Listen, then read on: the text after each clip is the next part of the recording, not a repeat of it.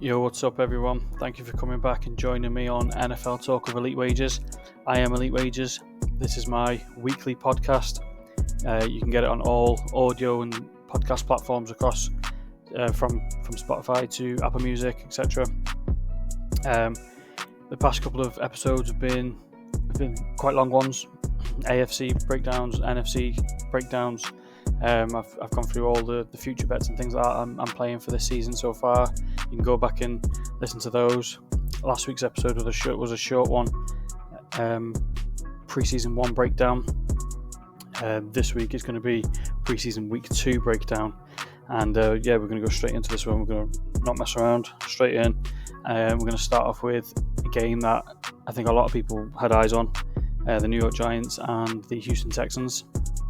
I'm going to start off with a few negatives in this game. It was Dan Jones' first game back since an ACL injury. He threw 2 picks. One was a pick 6, so he didn't start very well considering he's just come back off injury. Didn't give the Giants fans much hope there. Singletary was running back 1, playing with the starters. He played 88% of snaps, but that was because Tracy was out injured, so he had 10 carries for 20 yards. Averaged only 2 yards per carry, which makes losing Saquon Barkley that a little bit worse. He is going to be the running back 1. He's going to be carrying the volume early on in the season with Tracy out now as well. He's going to be out for a couple of weeks to start the season. But looking on a positive note, Malik Neighbors, their draft pick in the recent draft, he took 91% of snaps.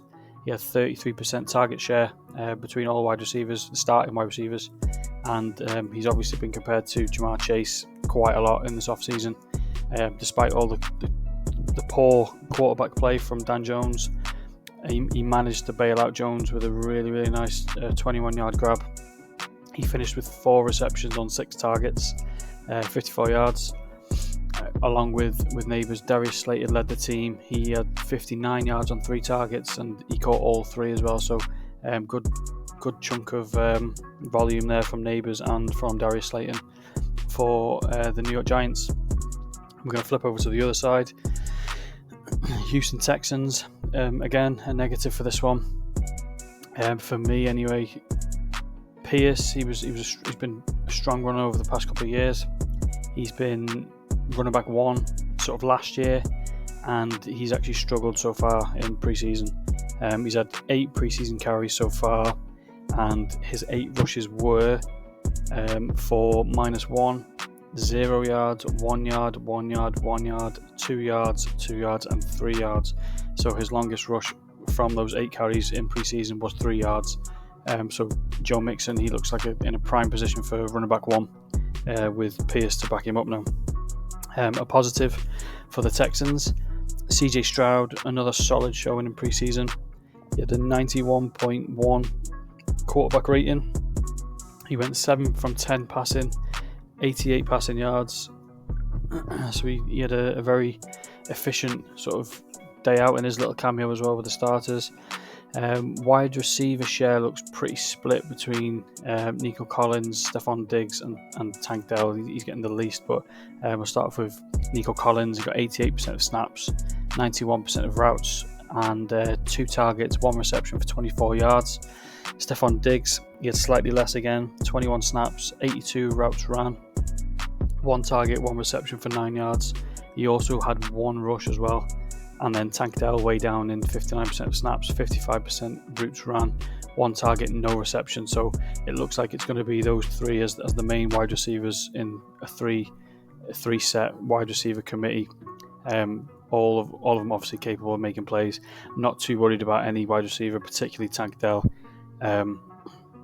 He's probably got less of a target share this week because he was active in preseason week 1, so they sort of used him in week 1 a little bit more than this week, probably to give Nico Collins and Stephon Diggs a little bit more of routes and things like that, get them back into game speed, etc. So I'm not worried about Tank Dell's usage this week, so we'll keep an eye on that for next week as well. So Texans looking good again this year.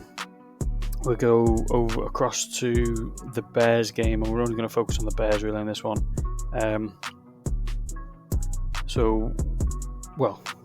No, we'll touch on the Bengals as well, but we'll start off with the Bears. We'll start off with a negative again. Caleb Williams actually started really slow. He had a really good week in week 1. He started slow this week, but he ended his period on the field going 6 and 13 for 75 yards. The O-line couldn't keep him safe. He was constantly on the move. He was sacked once also, so the O-line doesn't look to be very strong. Caleb Williams obviously not being able to stand in the pocket as much as he would like to.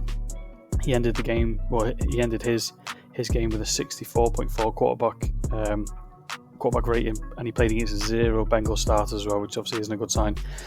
A positive though, as I said, he started off very, very slow, but after a slow start, Caleb Williams, he played really well to end his cameo. So his ability to improvise and create plays while on the move was very impressive. He's got excellent accuracy. Adding on to that as well, Khalil Herbert, he played 67% of starter snaps. He played very well, made the most of his opportunities as well. There is rumours that he's going to be on the trade block, but I think he'll stay and he'll back up Swift. He had 5 carries for 31 yards, including a 21-yard burst as well. Rome Odunze, their draft pick, he also showcased his playmaking ability as a deep threat. He played 78% of snaps and ran 67 routes. He made a fantastic 45-yard grab and his only reception from 2 targets. And he also had 1 rush for 16 yards, so he's been used in the past game as a deep threat, and he's been on end rounds and things like that as well. He's lined up everywhere, and he's really showing why he can help improve this Bears team with Keenan Allen and DJ Moore. So those 3 look like to be their set wide receivers in this 3-set wide receiver committee as well. So a concern for me for the Bears is obviously the O-line again. They haven't been able to keep Justin Fields safe for the last few years. Similar things have happened early in preseason as well. Caleb having to make plays on the run.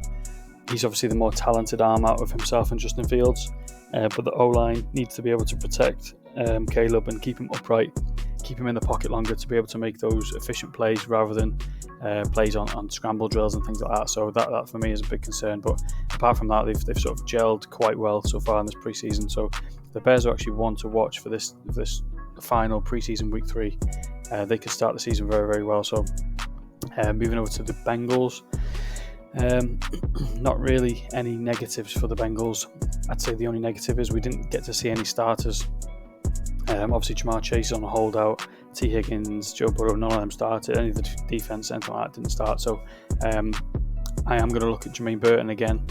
I highlighted him last week in week 1. I'm going to highlight him again this week. He didn't play as much this week as he did in week 1, but he once again made a nice grab. His only reception was a 19-yard gain. And again, like Rome Odunze for the Bears, he's showcasing his deep threat ability. He's now got 4 receptions of 19 or more yards in 2 preseason games. So again, he's able to get those chunk plays, and he's doing it pretty comfortably as well. So Jermaine Burton, he's one to watch for me.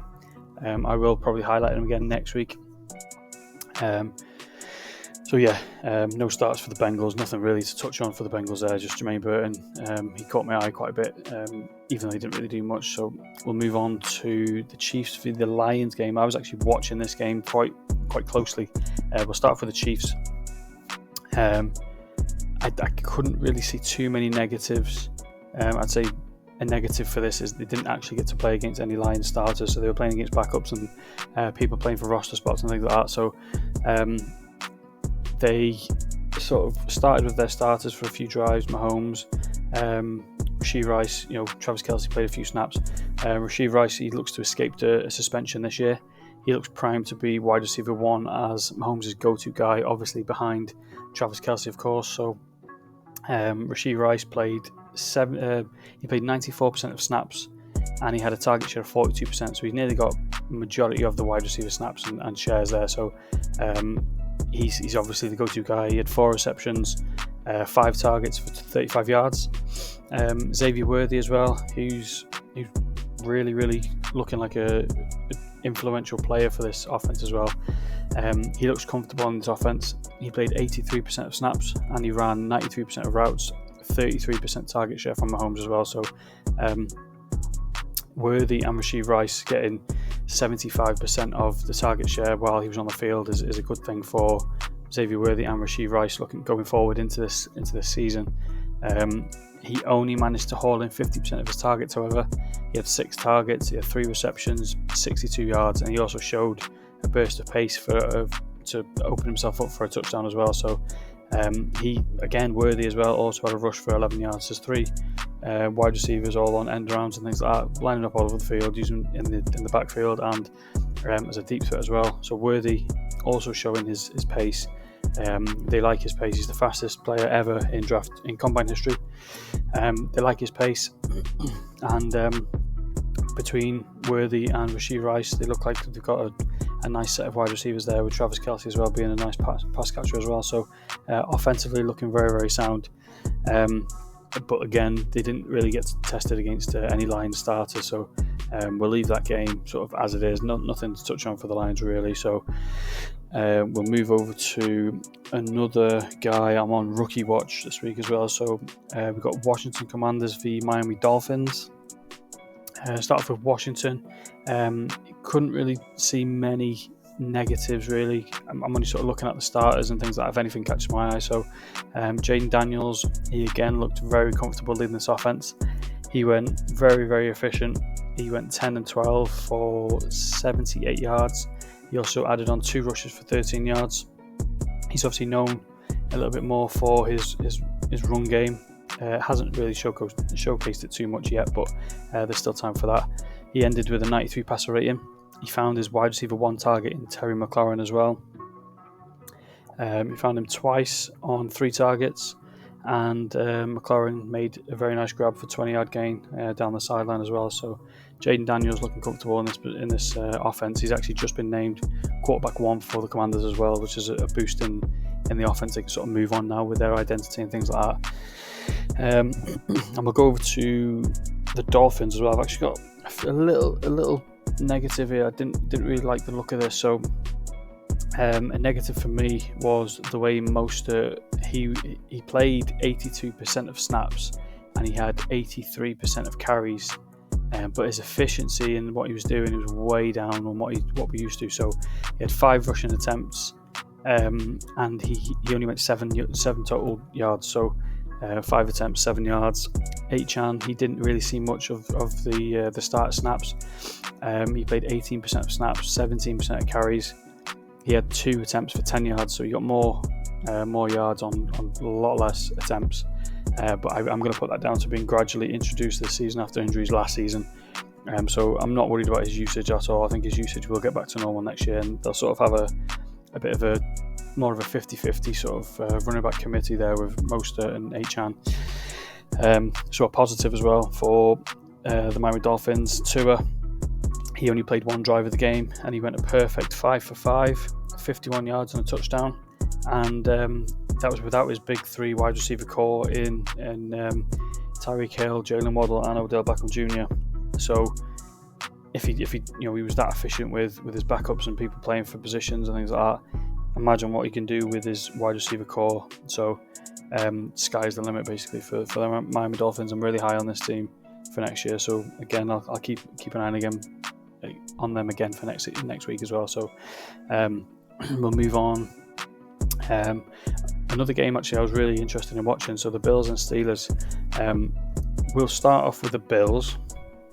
I'm not really sure if this is a negative, but the Bills didn't play Josh Allen. Didn't showcase him at all this week. He played part last week, but they played starting wide receiver group for a limited time. So Marquez Valdes-Scantling, Shakir as well, both had 1 target, 1 reception.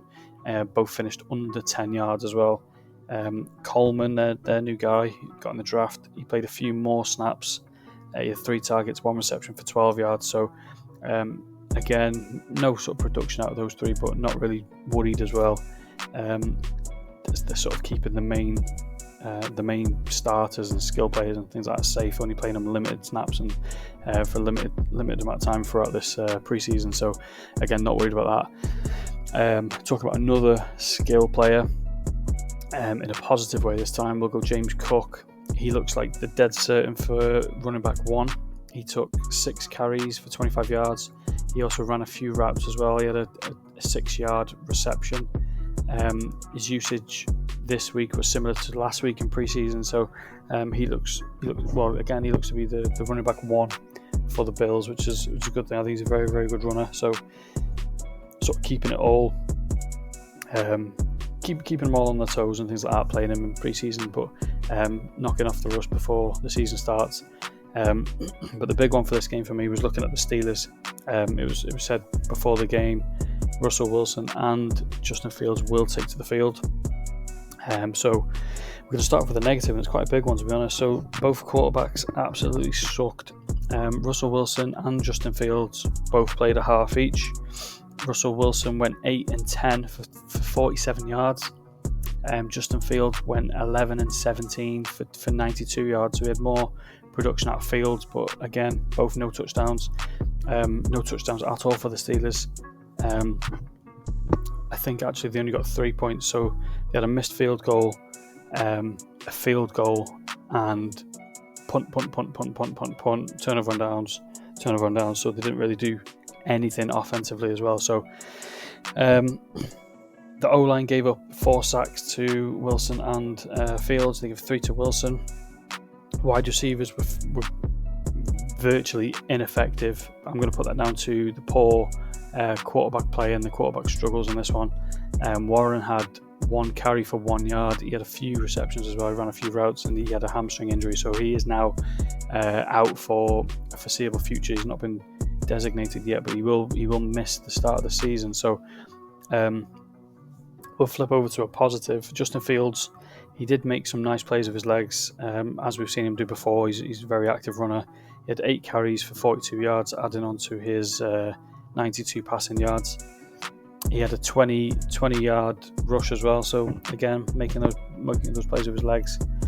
Injuries are never a positive. We don't like to see injuries in the game or anything like that. But despite a hamstring injury to Warren, the Steelers will be confident in Harris leading this running back charge, taking the bulk of the load. Harris, he's obviously been running back 1 for a number of years. He's been in the season 3 years now. All 3 of his NFL seasons have been 1,000+ yard rushing yard seasons. So they know they can rely on him despite Warren being injured.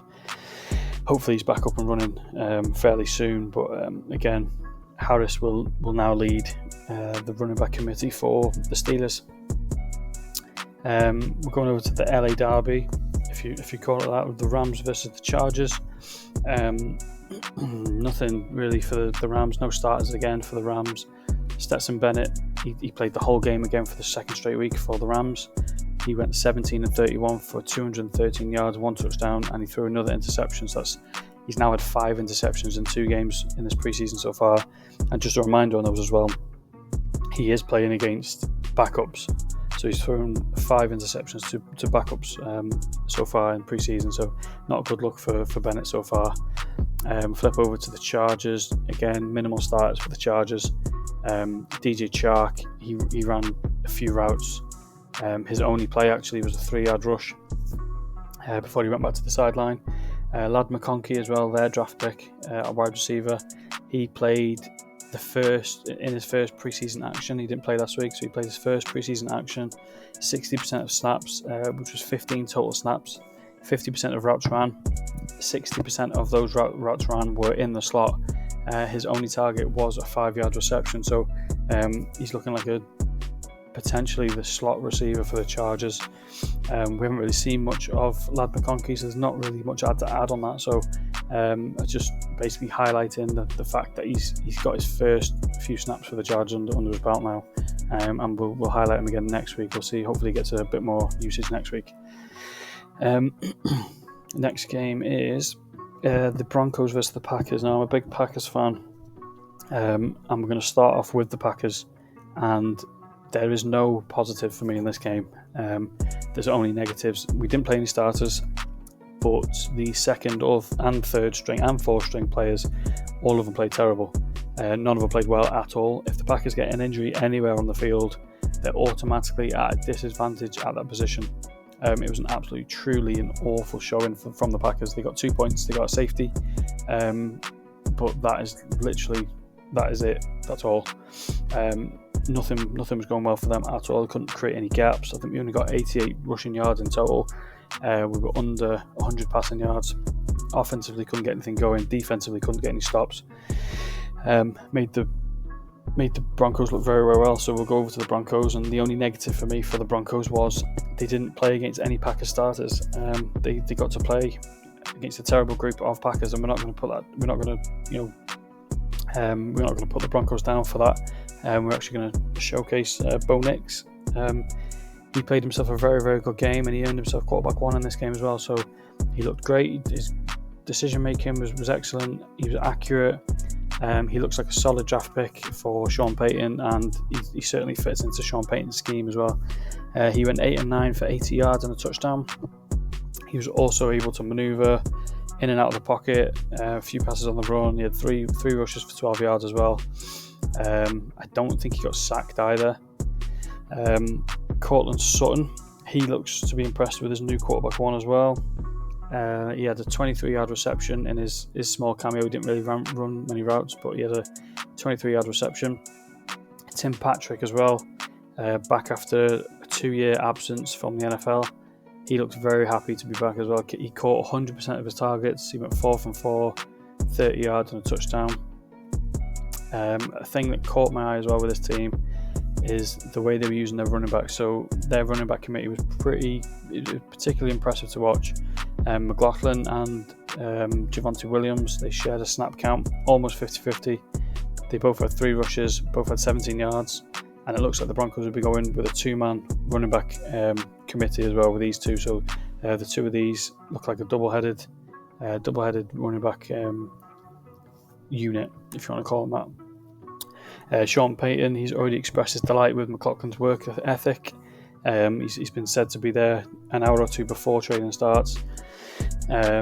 He's been a top 10 running back in true yards per carry with 51, yards per touch with 53, elusive rating of 113.3 grade from PFF, and that's just to name a few of his accolades in the top 10 running back category as well. So they got themselves a good one with McLaughlin and Williams there.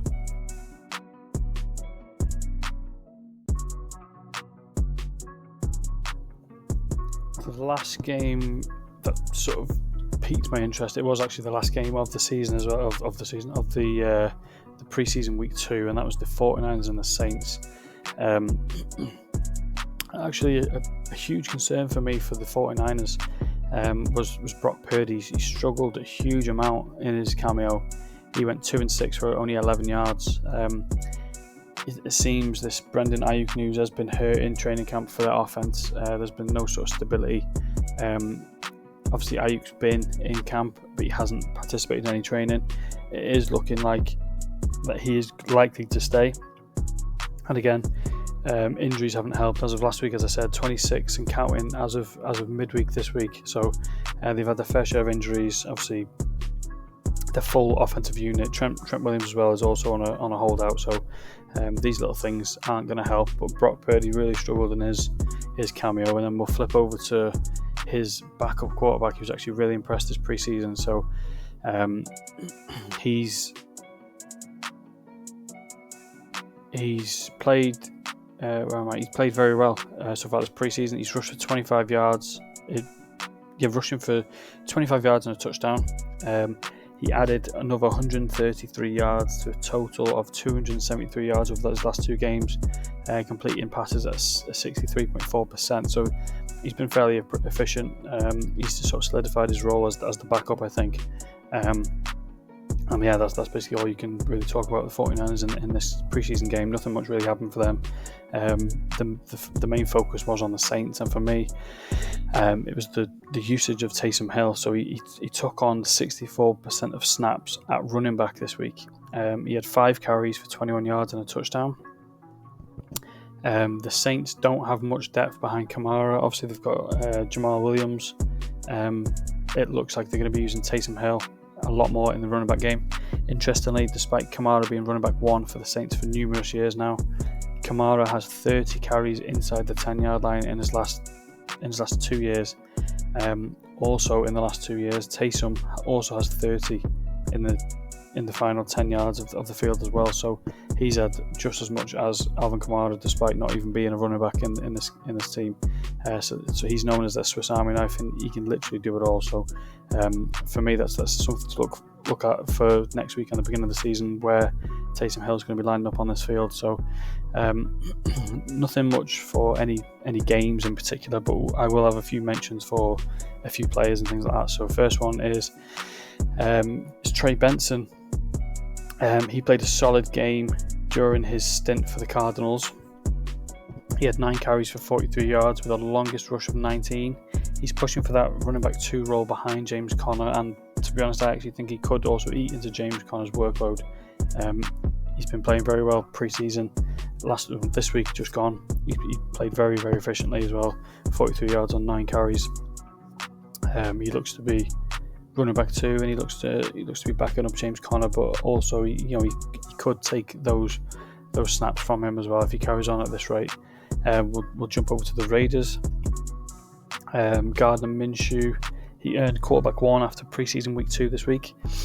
Probably the obvious choice after last week saying White was the clear running back 1 in Las Vegas. He actually shared his snap count this week with Mattison and Lube. White got 18 snaps, 4 carries for 23 yards. Mattison had 16 snaps, 5 carries, 15 yards, and Lube had 13 snaps and 3 carries for 8 yards. I still believe White is running back 1, but it looks to be a slight battle for running back 2. And Mattison, he also made a 6-yard reception as well, so he's been used a little bit more this week. White's been used a little bit less, or less efficiently anyway. So I don't know if that's going to create much of an impact for his starting starting role in this team, or if it's just to get sort of Mattison competing for running back 2 and trying to push White as well into making him more productive and things like that. But again, exciting news for Gardner Minshew. Also Jaden Daniels and Bo Nix, all 3 of them being named quarterback 1 for the Raiders, Washington and Denver Broncos respectively. Gives both teams their full identity. They can now focus on growing together as a group within their groups for the season upcoming, and also having that solidification of knowing who is going to be leading this offense for each team as well. Touching on Washington as well, they just traded one of Daniel's main targets, Dotson. He's gone to the Eagles for a 3rd round and multiple 7th-round picks. Wide receiver starting positions behind Terry McLaurin now open. Competition should form in the final week of preseason next week, so I will be looking at that as well. That'll be probably my main focus next week. Washington is very thin in wide receiver depth behind Terry McLaurin, so it'll be interesting to see who sort of steps up next week now Dotson's gone. We'll stick at wide receiver news. Rumours still circulating around CeeDee Lamb after he's been rumoured to have declined the Cowboys' $33 million per year contract, which would put him as the 2nd highest wide receiver in NFL history behind Justin Jefferson's. He wants to be the 1st and the highest paid wide receiver in history, and he's still on a holdout. There's been a lot of rumours obviously with him being traded to certain teams. To be honest, I don't think he's leaving. He may not start the first couple of weeks or anything like that, but I think a deal will be done. I think it's stupid for the Cowboys not to get this done. I think CeeDee's got every intention to play for the Cowboys and no one else, so we'll see where that goes as well in the upcoming weeks. Just like CeeDee Lamb, Jamar Chase, he's still also on a holdout.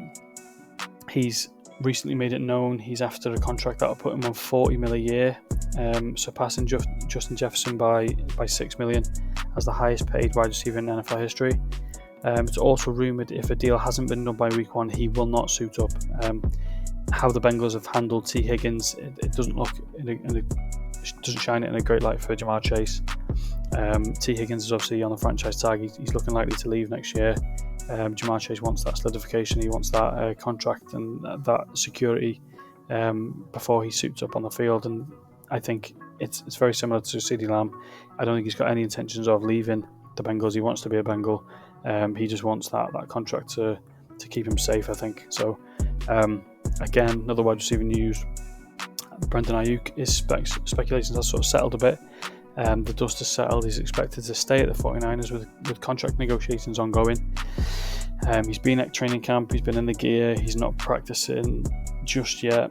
Steelers trade offer is still on the table, but it's looking more likely that he's going to negotiate this 4-year contract and get that settled as he stays in San Francisco, which should be a very good thing for this offense. As I said before, Brock Purdy didn't play very well, so hopefully if they get their sort of main core back, they should be okay.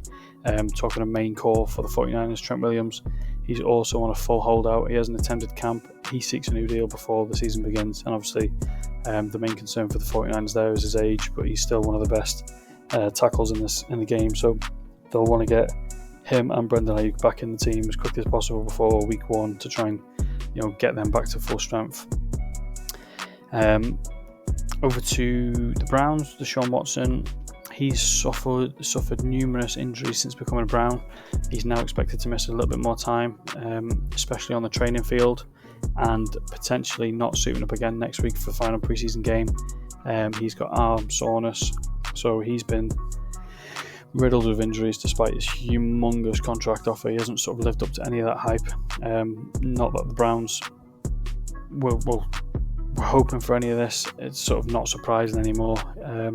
I think Dorian Thompson, he's looking likely to be the backup as well, so I think he'll get a lot of play time next week. So again, that's another thing I'm going to look at next week to see how well he does. Given this pressure now, Deshaun Watson might be out for a couple of weeks. And again, just a quick recap on this. The final preseason game next week. Most of the league's starters are expected to suit up for at least a drive or two. Hopefully, and maybe more. Players like Aaron Rodgers, he's only expected to get minimal minutes after under the belts to keep him safe as possible as the season approaches. Obviously, Aaron Rodgers coming off that Achilles injury. Joe Burrow probably won't play too much either. But then you are looking at players like Russell Wilson and Justin Fields. They're still expected to take to the field for a lengthy amount of time to try and solidify a starting spot for the Steelers. Still a quarterback battle going on there. Obviously, both players are expected to battle out before Mike Tomlin announces the starter there. So, a lot of starters are expected to suit up, but for the length of time is actually unknown. It probably won't be too long, but it'd be nice to see a few of the starters getting on the field and things like that. So that brings us to the end of this week's episode. This is a breakdown of preseason week 2. Next week is last week, final week, preseason week 3 before the NFL season. So it's approaching the start of the official NFL season, which is really, really exciting. So I want to give another big thank you to everyone that's listened and supported me so far. I will drop all my social links in the bio for this one, so if you can go over to each of those, give me a like, a follow, a subscription, anything like that, a few comments on what I'm doing wrong and what I'm doing right, what you want to see more of, what you want to see less of, etc. That'd be really, really appreciative as well. So yeah, thank you to everyone. Again, you can get this on all your podcast streaming sites, streaming platforms. Please share, subscribe, like, follow on everything. Obviously, as we get further and further into the season, the more information will be more accurate and things like that, and I'll be sharing more of my betting side of things as well. At the moment, there's not really much to bet on. It's more sort of information for in preparation of week 1. So week 1, I'll be back to my betting ways and my tips and sharing and showing my insights and things like that on how I make these selections. So bear with me for the next couple of weeks. And yeah, thank you very much, and I'll see you next week, same time next week.